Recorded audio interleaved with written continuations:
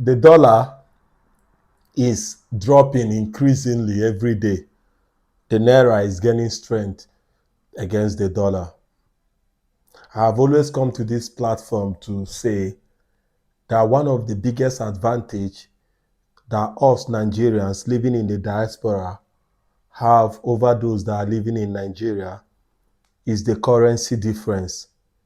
When someone earns £1,500, is seemingly converted to be 3 million naira. And if the person do not have much bills, for instance, he is living with someone, he can be able to start a project with that, and it will seem to be very high money. So these days, because of the most economic plans that the President Bola Ahmed Tinubu, is putting in plan, the Nigerian Naira is suddenly getting strength against the Naira. Now, so many people assume that because of what Donald Trump said, the President of America, about coming to attack hoodlums, bandits, terrorists that are, in quote, carrying out a genocide against Christians in Nigeria, that it is because of the dollar or because of other things that are happening in Nigeria, that is why America is suddenly interested in the affairs of Nigeria. Why some also allege that America might be interested in the rare earth natural resource minerals that are found in Nigeria currently. Let me wow you. With the rate that Nigeria is going, by 2050, Nigeria will be one of the wealthiest nations on earth. See, in Nigeria, we do not only have entrepreneurial spirit like what we see on the street of Aba, or what we see in the street of Alaba in Lagos, or what we see in Tinkan in Lagos, or what we see in the street of Kanu. We do not just have the hustling spirit that we see in the street of Onitsha. We also have rare natural resources.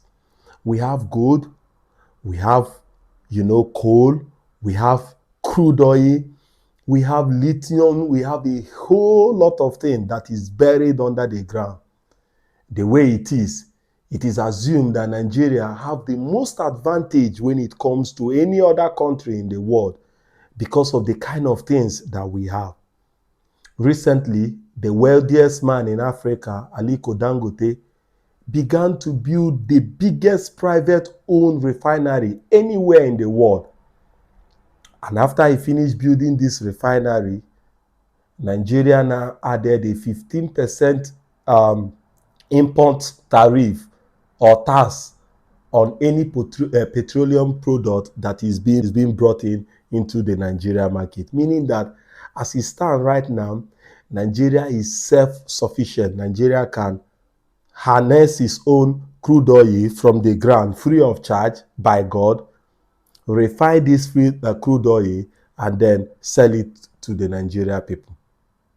So because of all these things that are happening, the import that we are bringing in from other nations are becoming low, while our export is now becoming high.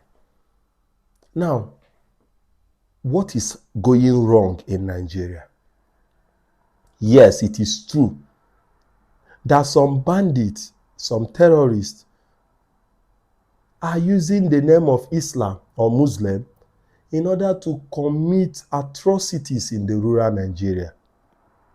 Farmers in Nigeria are not safe. We have instances few months ago where in a village called Yeluwata in Benue State, herdsmen or whatever you call them went in and attacked, and many people were killed. We also have instances in Plateau State where there is cleansing of people. You see on a particular attack, you'll be hearing 100 people, 50 people, even up to 500 people that are killed on a single attack. This do not stop only in Benue or in Plateau. We have these incidences Even in Kaduna, we have these incidences in some part of Nasarawa. We have these incidences in Kwara. This is in addition to the ones we have before in the northeast and in the northwest, places like Zamfara, places like Borno State. People are being killed on a daily basis. Some are being killed because of these mineral resources that we have, while others are being killed because of the fertile land that we have, fertile enough to feed the whole world. These have become a cause of concern.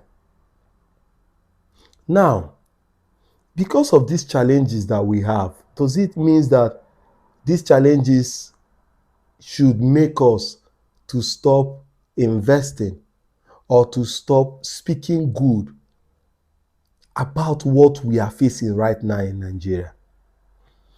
Recently, there were so many uproar in Ghana where Ghanaians said Nigeria should leave. We also have so many places telling immigrants to go, things like that. And sometimes I feel it is a blessing in disguise. Because when you look at what is happening in Nigeria right now, I wanted to change money, is it yesterday? And I was seeing about 1,800 and something naira for pounds. I was like, oh, it was 2,000 plus 2,035 naira or so the other day, and it is coming down. And this is how the dollar was. And many people will argue that how much was the dollar when the president come in. See, I'm not a politician.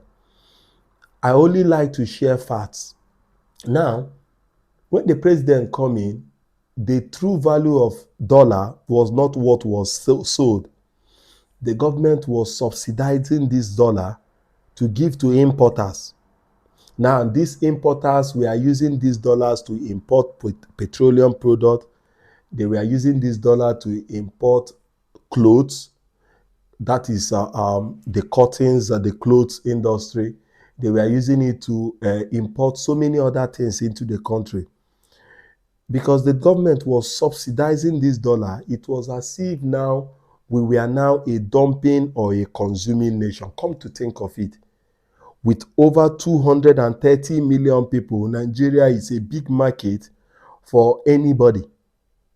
China, US, and many other countries are scavenging every day for the Nigeria market, because we do not only have a nation or a market of poor people, we also have a market of affluent people, very rich.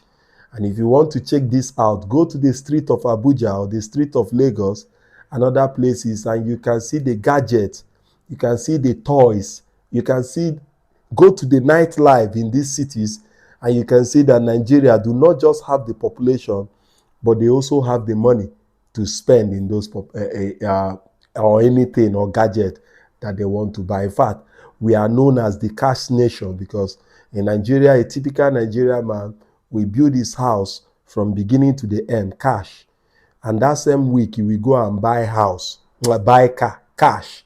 That same week he will go on vacation, all cash.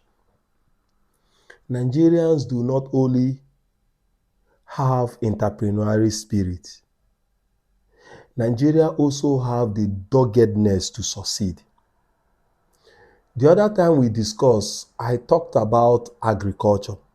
And I said one thing, which is for sure. The next set of millionaires that will come out in Nigeria or in Africa as a whole is not from tech. It's going to be from agriculture. Agriculture is helping a whole lot of Nigerians right now. There was a time that Nigerians have to depend on the government for employment. Nowadays, there is no Nigerian that is hoping on the government to give him a job. As a typical Nigerian that just finished NYC, there is none of them, just a few number, that is thinking about a government job. They know that they have to do whatever they have to do in order to survive legally. Now, some of us might argue that, oh, is that how it's supposed to be? Other nations, the government are giving jobs. This one, it is a lie. It is a lie. There is no nation on earth that the government or the state can be able to give all its citizens job. the private sector is mostly the reasons why jobs are everywhere. The private sector. Now, we that are in the diaspora, what are we supposed to be doing?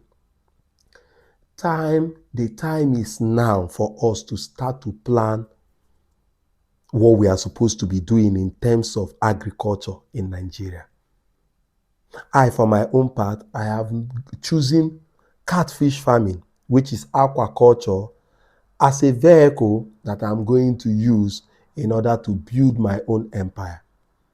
At a very small age, I have already started, and I had a farm, I built the farm, built my house in it, built everything, and at a time I lost it. One of the best things that happened to me is that when I was relocating to the United Kingdom, I did not think about selling my farm. Because if I have done that, it will have been one of the worst mistakes that I will ever have done in my life. Now, as I'm talking to you, we started operation in April 14.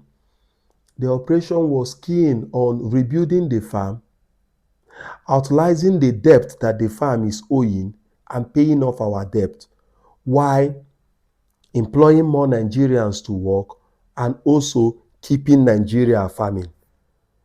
As I'm talking to you today, we have 16,000 catfish at the farm from 1,000 as of April 14, 2025, when we restart the farm. Did we have challenges? Of course, we had challenges on the way. We ventured into poultry while doing it, and we saw that that was not our calling. We quit the poultry, lock everything under lock and key, and go back to our calling, which is catfish production. What are you doing right now to position yourself? We are in the period where people are japarinda. People are japada. Japada is railing. But do not japada because everybody is japada. Japada because you have a purpose. Japada because you already have a plan. You already have something that you have already made that is working for you. Please, do not just wake up and japada. How can you position yourself now? You can start by outlining what business or what that will sustain you in Nigeria. Come to think of it, Nigeria is a very sweet place to live. And people do not know this. When we talk about insecurity, people dying in rural Nigeria, in the villages in Nigeria, pains us because we are all Nigerians, and the blood of any Nigerian is not worth any politics. It is not worth any religious agenda. It is not worth any ethnic agenda. It is not worth any genocide or whatever. It is not worth it. But we also have places in Nigeria, major places, plenty places in Nigeria that is relatively safe, where people can drive their Rolls Royce, people can drive their Ferrari without even being targeted. People can drive whatever type of car that they have without being targeted. Yes, in Nigeria. So look at where you can save yourself first by looking at areas. What is the safety of this area? Look at it. Now start investing gradually. Give yourself a plan. Give yourself 2 years. Give yourself 3 years. Give yourself 5 years. Give yourself 10 years. Do not be pressured into giving yourself smaller years because you feel that other people are going back or things like that. The truth is that men, they worry now for Niger. We have so many guys right now that through entrepreneurship and business are building empires in Nigeria. This is not about packing shift. This is not about working in the code. I'm talking about real businesses that you do not need to suffer. You do not need to be checking your alarm. You do not need to have mental breakdown in order to make this money, just by building genuine businesses. Consider it. And when you consider this, you see that you can start making plans to go back soon. This is a message that I'm bringing to you. Consider subscribing to this channel for more information like this. My name is Simeon Odi, and this is Showboy TV. I'll see you in the next one.